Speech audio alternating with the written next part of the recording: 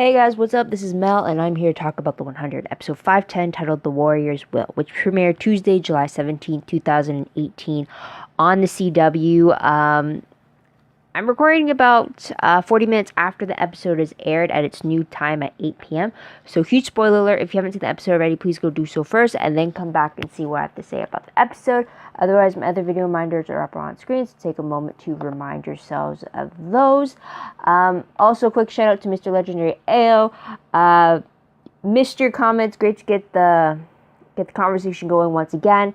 Can't wait to hear about your thoughts for this episode, but let's get right into what I picked up from it. So I'm going to try to do some 15 minutes. So the clock's going to start now, and let's begin with what happened in this episode. So first off, this was directed by Henry Ian Cusick, aka Kane. So it's a reason why he does not, I guess it's one of the main reasons why he doesn't appear in the episode, because he directed it. So his focus was solely in the director's chair this time.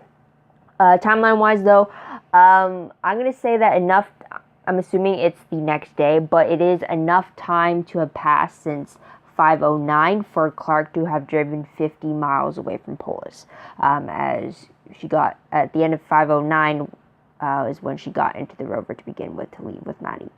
Also, Monty made a reference to the fact that he's been working on the hydro farm in the bunker to incorporate his algae. He's been doing that for the last 2 days. So I'm assuming that it's been 2 days since Kara Cooper's death, which I believe was 5:08. So 2 days. Wow. A lot has happened. But huge episode reminder is the fact that we are building up to the big arena fight that happens at the very end. Episode objective is still stopping a war. I mean, I guess you can say it's a continued objective for the episode. But storylines, again, for this episode, you could pretty much break it down into the three different locations. Once again, within the Wonkru bunker, the rover, which is journeying between Polis and Shallow Valley, and then the third one being Shallow Valley. So within Wonkru's bunker, you have Monty trying to work on the hydro farm and seeing great progress with it. You get also the arena fight that's taking place between Bellamy, Indra, and Gaia. Make a point of the fact that Bellamy actually stops Gaia from her assassination attempt on Octavia, which I guess is kind of reminiscent to what happened in 304 when Lexa was fighting Rowan in the fight for the commander seat, only differently the fact that it was Lexa who had killed the Ice Queen. This time it was Gaia who tried to kill Octavia and who was in the throne. So there's kind of a little bit of a parallel there. So there's that. And also at the very end, you get the marching of Wonkru. It's just a little short points. You should have seen the episode if you're watching my video. I'm just saying. So the second one deals with the rover travels, and that's with Maddie and Clark. And we get Maddie dealing with being incorporated with the Flames. So she's getting flashbacks from the previous commanders. One specifically we get to see is the original commander, Becca Comeda, or the original Becca, being burned at the stake by the Mountain Men. They believe that she was an anomaly when she had figured out a way to survive the radiation. The Mountain Men were still in their suits, and they burned her alive instead of listening to her and having her help them be able to live in the radiation. So there's that. Back in Shallow Valley, though, we see Mercury taking control, and he takes Abby's pills away from her to force her to treat him of his lung illness. So Abby recruits Vincent to help her get the pills back. We get to see what his beast is, in a sense, and that is kind of like a vampire, in a sense that he attacks the necks, and he doesn't mind getting bloody doing it. So that's kind of the reason why he's always shock-collared for the looks of it, but he gets gruesome there. But we also see Mercury trying to find Deoza. He goes to questioning the defectors who claim to have no idea where she went, and those were their last dying words. So last moments of the episode is Wonkru marching for their 6-day trek to Shallow Valley. We see Bellamy, Indra, Gaia, Monty, and Harper joining them on this march. So that's right, we get Bellamy, Indra, and Gaia all surviving the arena. So they have 6 days to get there. That means 6 days to stop a war from happening. But what else? Also, I believe it's 800 of one crew, roughly, just over 800. So yeah. Tidbit wise though, as I mentioned before, we don't see Kane. We also don't see Deoza. We don't see Murphy, Raven, Echo, or Maury. We don't see any of them in this episode, or Shaw. So it's assumed that they've kept hidden, gotten to safe ground against McCreary's task force, I guess you can say. I don't know. But there's that. But tidbit-wise, though, we did find out in this episode of a game called Lily Pads, which Bellamy and Octavia played as kids. It's pretty much where a game where pretty much for Octavia, she was meant to step in certain places as if it was a lily pad and try not to fall off, in a sense. So using the imagination, of course. So I played a version of that as a kid. I know I have. But yeah, anyways, I won't go into my childhood. But anyways, we find out that at one point, the last time they played the game, though, Octavia managed to fall badly enough that she cut her lip and was bleeding on the floor, so much so that she worried that the blood would draw attention to her. So to avoid suspicion, Bellamy had cut his arm so deep so that it bled to the point so that no one would question where the blood came from. And it was cut deep enough that he still has a scar on his arm, which we saw in this episode. So that's something there. We do get a bit of a viewpoint explanation from Indra to Octavia about how Indra views Blood Reina and Octavia come Sky Crew as two different people. She acknowledges that while she betrayed Blood Reina, it was Octavia come Sky Crew that she had recruited as her second. She sees them as two separate people now from who they are and what they become. So we kind of got that kind of explanation there. We also see Octavia trying and failing to recruit Monty to get him to bust Bellamy out so that she could still continue with her sentencing, yet not be what was it? Not be the one behind Bellamy's death. Essentially, she wanted a way for him to break free without losing her authority. But Monty refuses to take part in something that could lead to more people dying. And he knows that if the arena continued on, if Bellamy had to die, or he knew that if he freed Bellamy the way that Octavia wanted him to be freed, then that would mean that Wonkru would still march, which would lead to unnecessary death and what have you, as you know, Monty stance this year. Also, we see Maddie slitting a throat of one of the Allegiance prisoners, and her reasoning behind slitting his throat as opposed to Clark shooting him was because the sound would attract their presence. But the way she said it showed a more tactical logic as a warrior that I don't think she had before. So it's showing that she's gaining more knowledge from the Flame and the previous experiences from the commanders before her. So she's learning, which is amazing. Gets creepy at the same time because as a child she's gaining all these very graphic memories, as you were. I mean, she already felt and relived the death of Becca by being burned alive. So who knows what else she's going to see in the 92 years of the Flame being in a commander, right? Also, at the very beginning of their journey, Clark does toss the parasite eggs that were in the rover out into the desert at some point. So they're not in Shallow Valley, but they're back in that area, so who knows if they're going to pop up again. So ship status though, let's move on to that very quickly. With Clark and Maddie, we do see tension between them over the Flame having its hold on Maddie. Clark wants to get rid of it. She wants to take it out, but Maddie only threatens that if Clark's not going to kill her for having the Flame, then Maddie's just going to keep putting the Flame back in her every time Clark takes it out. So the only way that's going to stop Maddie is if you kill Maddie or if you destroy the Flame, and Clark acknowledges that she can't destroy the Flame. She still has the belief that she destroys the Flame, that she truly is destroying a part of Lexa, which is what initially stopped her back in season 3 when Jasper suggested it. So there's that. Indra and Gaia, we do see them having different plans on how the arena fight is going to happen. Indra wants Gaia to be the final one standing, with Indra's plan to kill Bellamy first and then let Gaia kill her. But Gaia has the notion of killing Octavia so that she can keep her commander, that is Maddie, safe. which Indra, well, understands. Doesn't want that to happen because she knows if she tries to kill Octavia, then Gaia will be killed immediately. So there's that. Bellamy and Octavia, we do see them go down memory lane, as I mentioned, but we also see Bellamy believing that when it comes down to it, Octavia would do what needs to be done to save him. It's not the case, though, but he still had that belief that she would step in.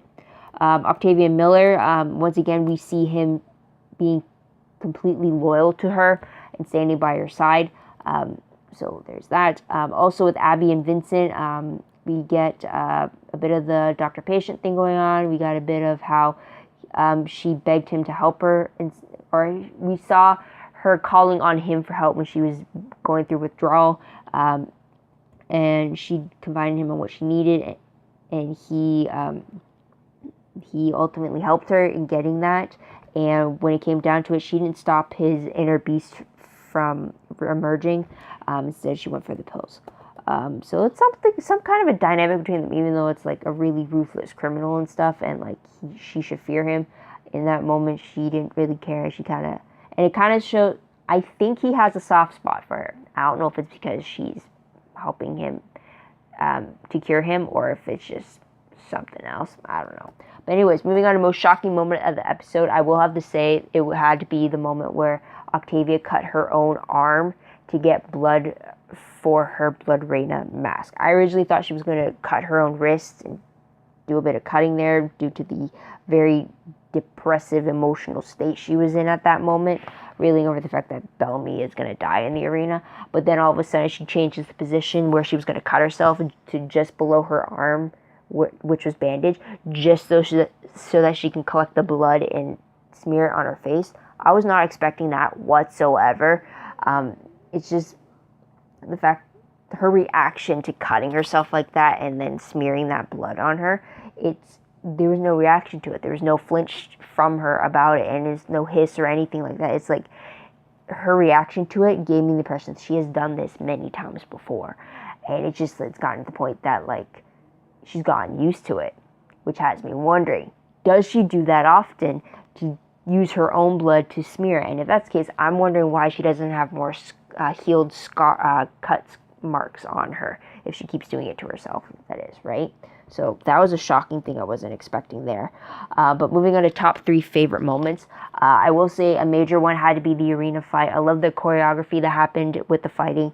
You got Bellamy holding his own against Indra, both showing their different skill set. Obviously, Indra has had many years more practice over Bellamy, but you definitely see that he's no amateur either, with his training as a guard on the Ark, and then training later on under different grounders, and then as well under Echo for the last 6 years, and then expanding off of that, and then just going up against Indra.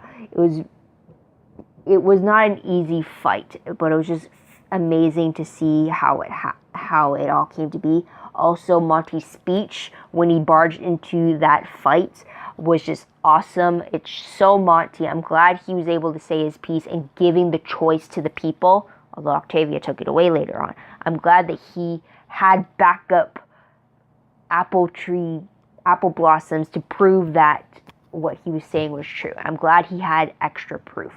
And it was just, I really wanted Monty's plan to work. I really wanted them to be able to build their own life in Polis, recreate it, and not just have to rely on Eden. I wish that panned out, but Octavia just didn't let it. But I love Monty's hope and belief that they could have done something like that. And then also, of course, the elation afterwards when they realized that they wouldn't have to march. How Bellamy reunited with Monty and Harper. How the Gaia and Indra had their moment of elation, and then to have Bellamy and Indra have that handshake thing. I don't think they were ever like that. I mean, there could still be some tension between what happened with Pike back in season 3 between the two, but I think this fight kind of mend that bridge essentially. I don't know.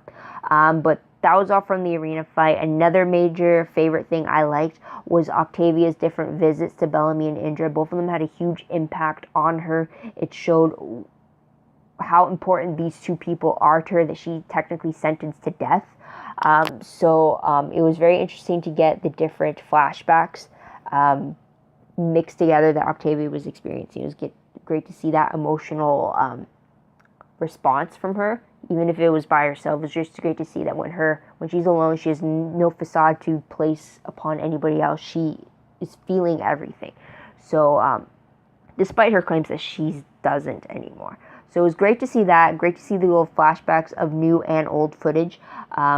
Old being the flashbacks from episode 106 of Bellamy and Octavia as kids. And then the new ones of all the different arena fights that happened over the 6 years. And there's the timer. Wow.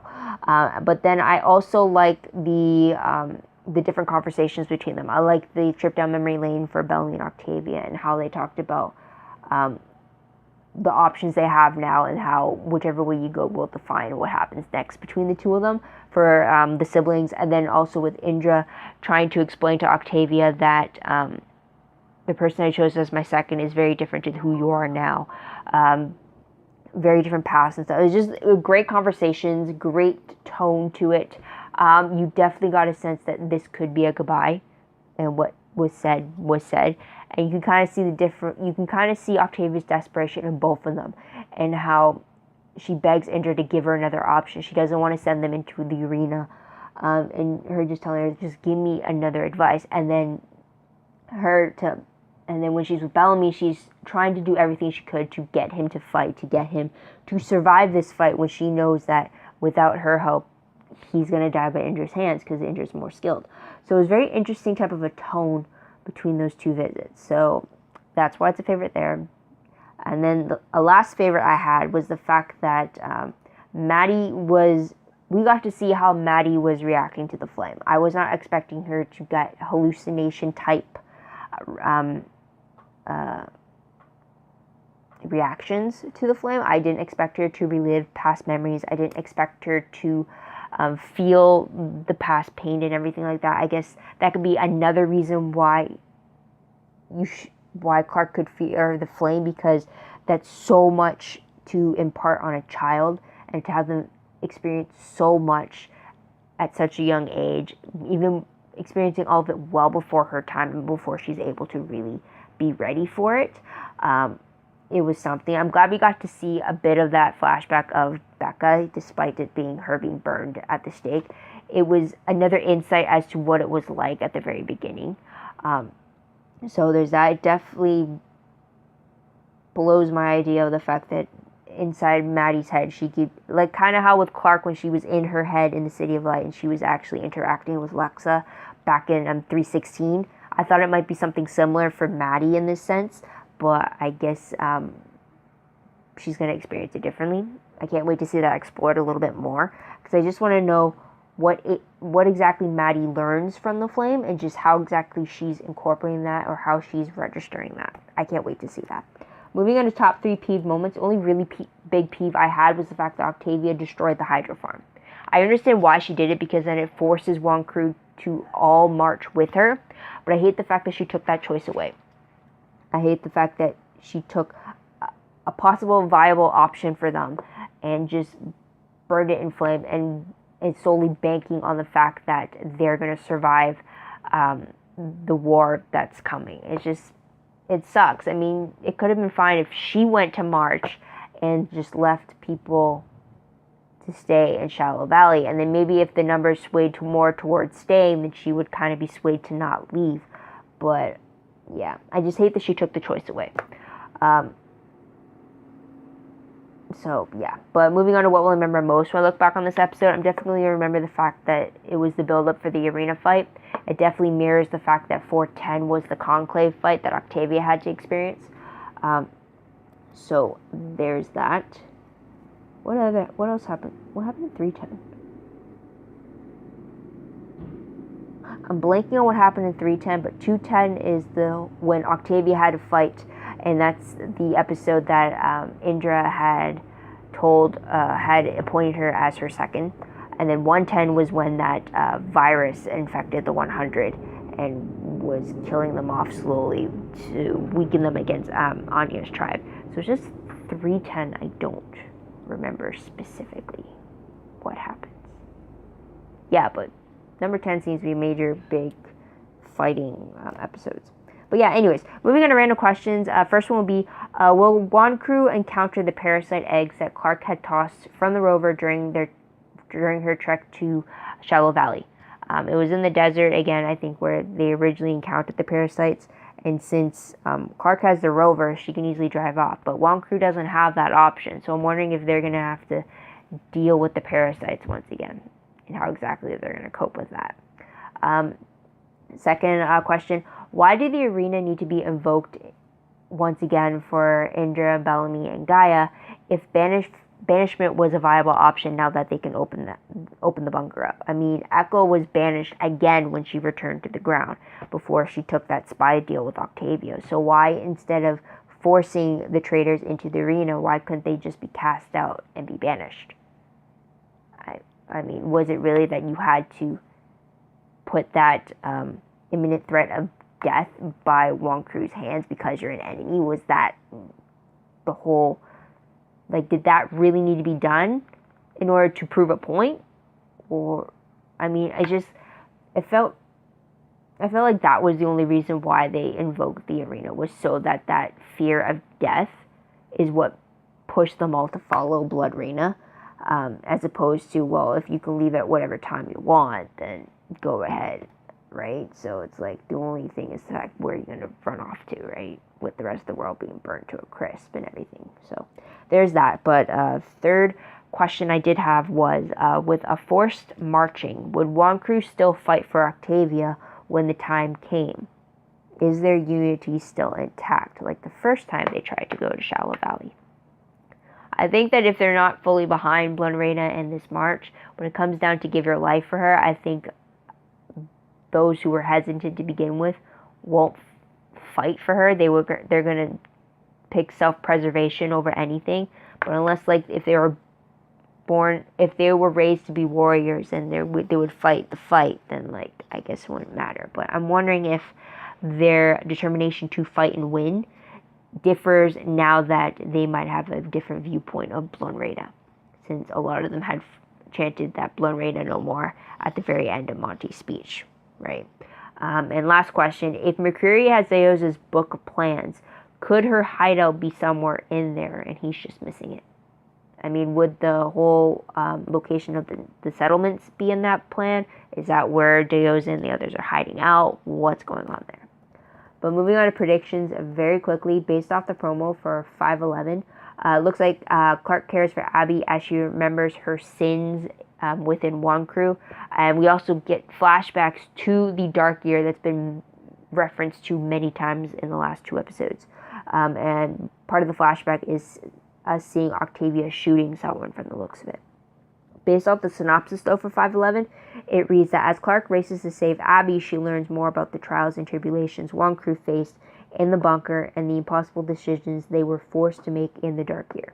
I'm wondering if some pandemic broke out during that dark year and they were forced to do like a culling thing, the culling that happened in 105, if they had to repeat that again, or if they had to repeat the other culling where they had to only pick 100 of Sky Crew to get into the bunker in 412.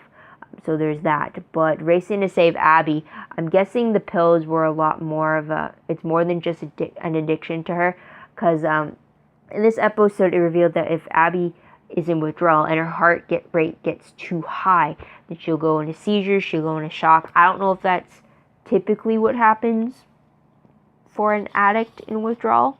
I don't really dive myself into that. But I'm wondering if it has some underlying connection to the EMP that happened in her head to short circuit the chip that she had taken in season 3. Because as you know, in season 4, Raven experienced seizures first because she had been exposed longer to the chip and she had EMP first. So I'm wondering if Abby had experienced those previously, and then the pills are kind of a way to wean those off until they're no more. But then once the pills stop doing their thing, then she's back to what she was previously dealing with due to that EMP surge for the chip. So I'm wondering if that's what Clark has to race against in order to save her mom. But otherwise, guys, that is about it. A huge update, though. I did mention in the previous episode about San Diego Comic-Con now happening this week. But while there is a screening for the 100, I believe on Thursday, for some reason, I haven't found any mentions of a panel happening for them. On the one hand, it makes sense because how can you have a panel about the upcoming season without the current season having finished yet? I mean, that's going to be a huge spoiler panel. I mean, what you reveal for season 6 is going to give away to what happened in season 5, right? So I can understand why they don't have a panel at the convention. But then on the other hand, I'm going to be very bummed because then how else am I supposed to get my spoiler details? I wait for San Diego Comic-Con to get these spoilers, right? To at least tide me over until the next year, right? So I'll have to wait and see about that. I'll definitely have an update during my 5/11 video about whether or not there was a panel. But that's about it, guys. What did you guys think of this episode? What did you guys like about it? What do you think is going to happen next? Let me know in the comments down below. Love to hear your thoughts, theories, and opinions about what you think is going to happen in the remaining 11, 12, 13, remaining 3 episodes of the season. Also, don't forget to like this video, subscribe to my channel, and check out my other videos if you haven't done so already. If you want, check out my Tumblr page. Link for that is down below. I read blog, promos, web clips, quotes, gifs, synopses, news, all that good stuff, all found in one place. Go check it out. I do have to update. I know that. I have to take a good day or two just to binge upload and update everything. So I gotta find a day for that. But be on the lookout for that. Also, WordPress account, link for that is down below. Everything I post online is connected to that. It does have to be updated though. I really need a good day to just update everything. But it's more organized. It just needs that little fine tweaking there, here and there. But that's about it. That's all I can think about. But thank you so much for tuning in. Thank you so much for your patience. Thank you for sticking around for this long ass video.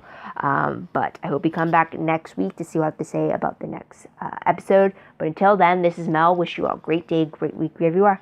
Bye for now.